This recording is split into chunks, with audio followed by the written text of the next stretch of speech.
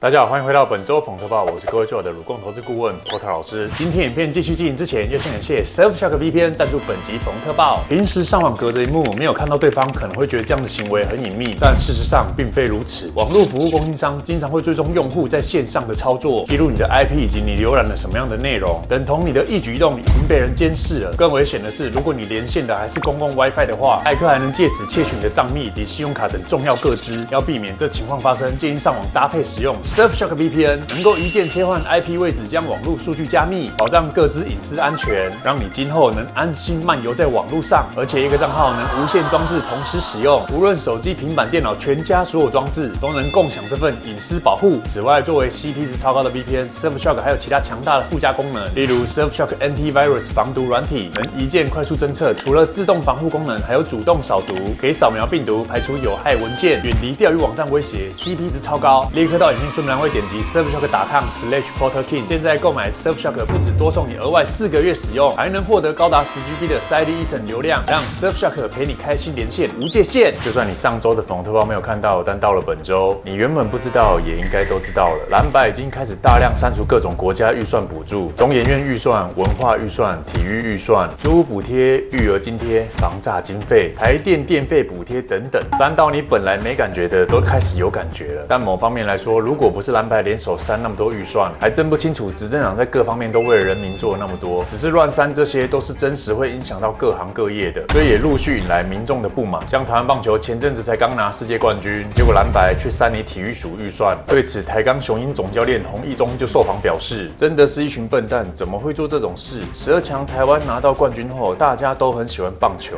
怎么不增加经费还去删除它？在这个浪头上砍体育署预算，不是坏就是笨。高志刚有表态，运动员值得国家更多的支持。那有在看棒球的，对这些人应该都不陌生，也的确如洪一中总教练说的，不是坏就是笨。目前国民党与民众党立委行为的本质，就是破坏台湾，见不得你台湾人好，并且配合亲中媒体输出错误资讯，让自己的国人仇视自己的国家。而本来一些不关心政治的人，等到铁拳来临才会发现，你不想管政治，但政治早已参与到生活的方方面面。到现在这个时机点，还在说自己中立的，其实他就是在告诉大家，他放弃独立思考，同时也在逃避现实。这样的人也特别容易被中共大外宣影响，他的中立会变成站在中共立场。台湾的地理位置注定我们没有不关心政治的本钱，尤其蓝白联手动删国防预算，这都是在降低台湾防御，并增加被中共侵略的可能。过去中共所谓的2027武统，许多人都当笑话看，包括我自己。但随着蓝白在国会作乱，大砍国防预算，已经让这个威胁开始变得真实。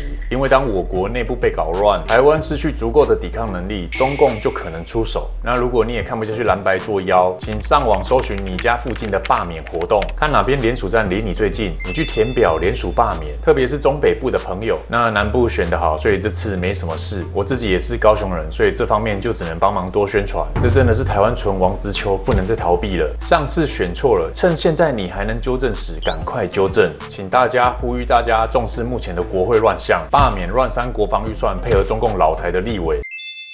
现在拿笔救台湾，比未来拿枪容易多了。如果你觉得Porter老师刚说那些删预算你没感觉的话，我接着讲一个大家一定会有感的，就是删除电费补贴这块，已经确定被蓝白联手删了1000亿，碾压通过。而根据经济部公布的数据，过去台湾的电费跟世界其他国家相比能这么便宜，都是因为有国家出钱补贴，等于说我们过去有纳税钱是用在这部分，然后现在蓝白不给你补贴了，被蓝白乱砍1000亿补贴。接下来今年电费涨价，大家也别太意外了。但本身电费涨价这件事我想各位最后会发现，单看这件事的话，其实还算小事，而是电费涨价带来的连锁反应才是大事。因为电费一涨，百行百业就跟着涨，电费上涨带来的连锁效应不容小觑，便当、路边摊、生活必需品都会跟着涨。而且根据过往经验，这些一旦涨价，基本上不会回落。或许在选前有一些票投蓝白的选民，他们本来认为说要平衡国会，但事实证明，台湾现在没有另一个反共的政党。本来那些人还想自以为是教训民进党，实际上到头来是不是教训到自己，以及其他事前就已经看清楚蓝白在作乱的人。另外就是国防预算被动删这部分，这件事真的很严重。大家都知道台湾隔壁住着阿共，已经连续骚扰台湾数十年。本来我们台湾最近几年越来越好，又有赚钱，可以持续增强自家防卫能力，而且还正在建造潜舰。等于台湾在培养自家专业的保镖的时候，蓝白就联手去动删你国防预算，这是不是不准你台湾保护自己？重点是蓝白上完一堆预算之后怎么样？北京国台办表态了，大力赞扬3的好。那我们就要思考一下，面对一个武力威胁你的国家，他们称赞说你家在野党做得好，这代表什么？是不是就代表蓝白确实帮中共省去很多麻烦，还替清台之路铺路？对此，我们国防副部长柏宏辉也在记者会上发表了一段沉痛的声明，一起看一下这段影片。各位，我们今天所有的面对中国大陆到现在为止的灰色地带冲突 ，even 我现在讲话，中共有6艘的船舰在我台海周边，它的所有无人机也好，它的所有的共机也在我周边行袭扰的行动，而我们的业务费看似30不高吗？但是它却是我们零附件筹补、油料等等的战力对最基本的要素。冻结对我的官兵情何以堪？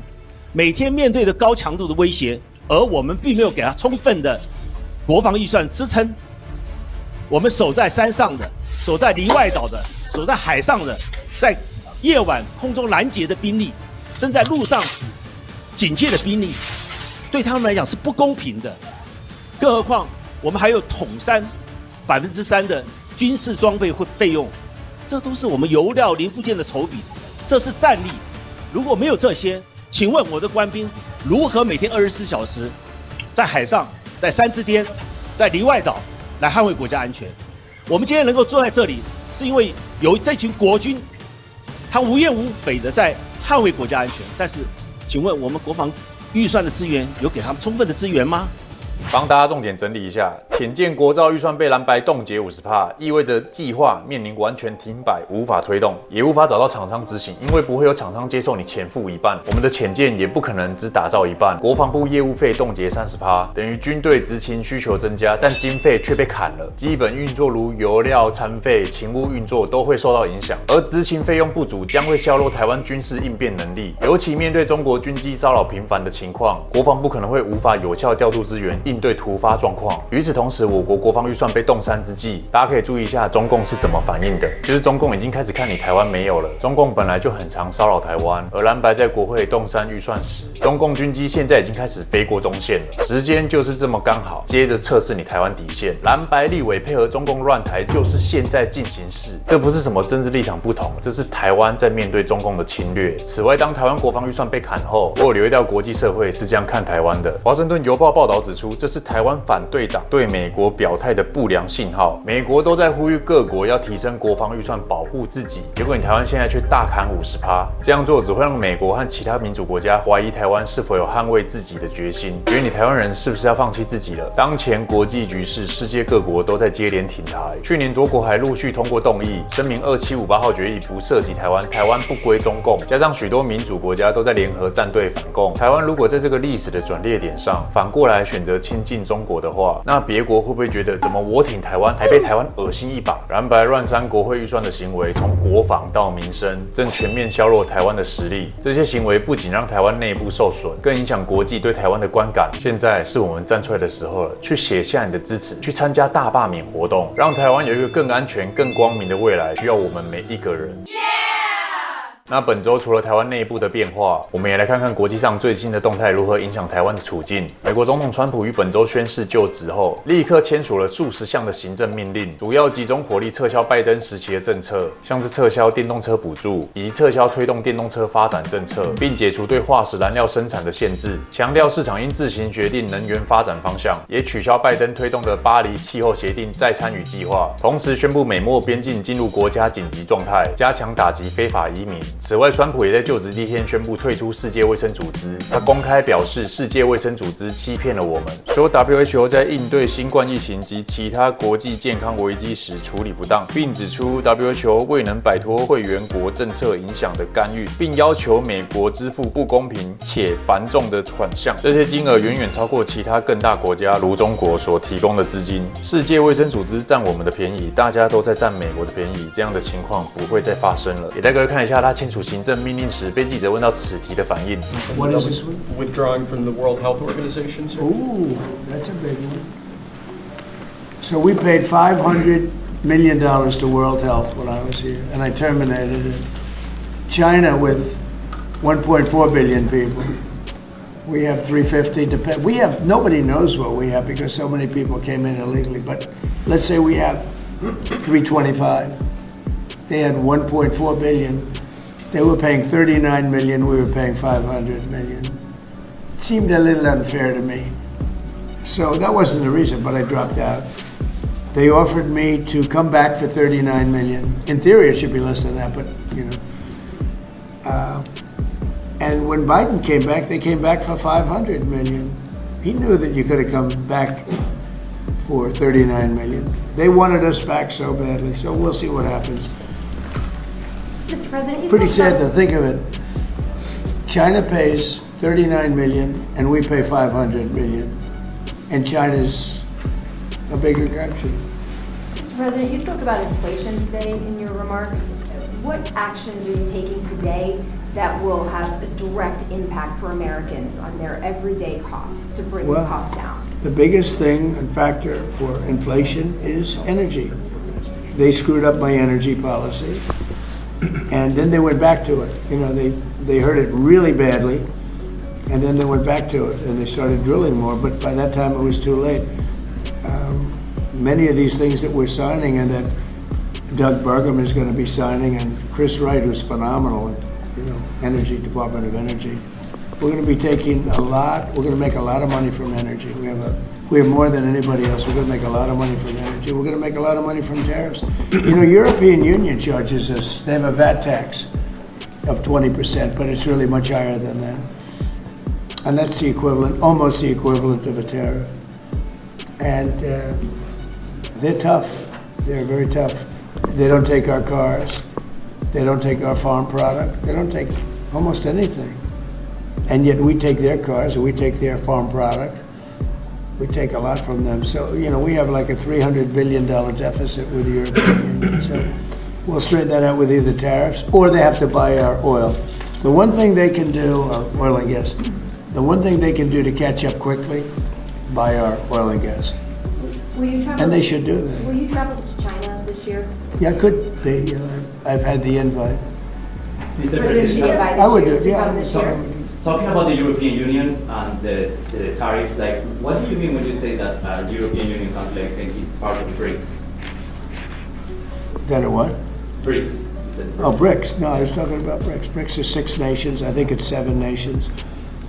And they were looking to do a number in the United States. And if they do that, they won't be happy about what's going to happen to them. Are you still considering a universal tariff, Mr. President, on all countries? I may, yeah, but we're not ready for that yet. 简单来说，就是川普认为美国作为是 WHO 最大的资金支持国，他们每年对 WHO 的贡献约占其总预算的18%。结果 WHO 已经变成了 CHO 都在听中国的，川普就不爽完了。确实，在武汉肺炎疫情一开始中国还掩盖疫情，墙内的吹哨者李文亮还被中共打压，最后人也走了 ，WHO 也没起到什么作用，初期还帮中国粉饰说话，导致全世界其他国家都跟着忽视，最后就是世界各国都陪中国染疫。现在美国退出 WHO对台湾来说可能也是个机会，提供了一个台湾和美国与其他志同道合的国家合作的契机。若能顺势组一个新的全球卫生合作机制也不错，而且台湾的存在某方面来说也算是证明了 WHO 就算没加入也没事的证据。因为台湾在疫情期间就是个很好的示范，我们多年来被中共打压，没办法加入国际组织，但在全球公共卫生领域的表现依然十分突出。而在面对重大疫情时，也展现了专业的防疫能力。虽然说蓝白现在连你机关署预算都要大砍，这已经是要你台湾人的命了。真的能罢免的赶快去联署。那不知道各位对于今天影片讨论的事件有何看法，欢迎影片下方留言分享。今天影片就先聊到这边，再次感谢 Surfshark 对这个单元的支持。提醒各位在留言区部分我会放优惠链接供大家使用，有需要的朋友记得点选连结。我是波特王，喜欢我的影片请帮我按赞加订阅。那我们下次影片见，拜拜。